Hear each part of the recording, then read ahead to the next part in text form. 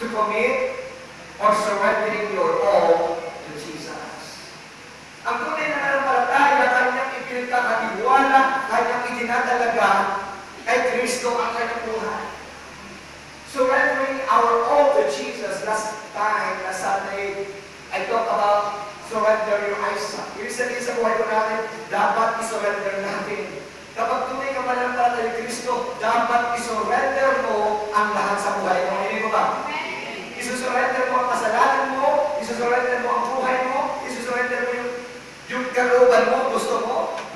Isusurrender mo yung pag-aaral mo kay Jesus, yung ambisyon kay Jesus, yung trabaho kay Jesus, yung oras mo, ibibigay mo kay Jesus. And surrender with all our eyes of our lives. Lahat ng isaak sa buhay natin. Hindi ko ba? Lahat ng isaak sa buhay natin, yung dapat isuko yung sa lahat ilalaan ko sa Panginoon. Wala akong pera, lahat ilalaan kay Jesus. Like Abraham, nagsinulat niya kayong anak sa Panginoon, inutusan siya sa Panginoon. So napakalaga po sa buhay natin na dapat bilang mananampalataya, kung nais po natin ang mansion, kung nais, isipin mo sa mundo natin, marantahanan mo,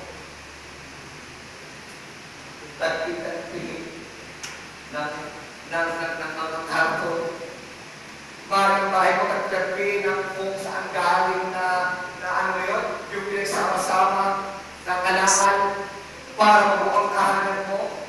Maraming ang buhay mo ngayon na umupahan ka lang sa isang napakaliit siksikan at napakainit. Diba? Sa buhay po natin, tayo po sa mundo ito, lahat po ngayon ang init.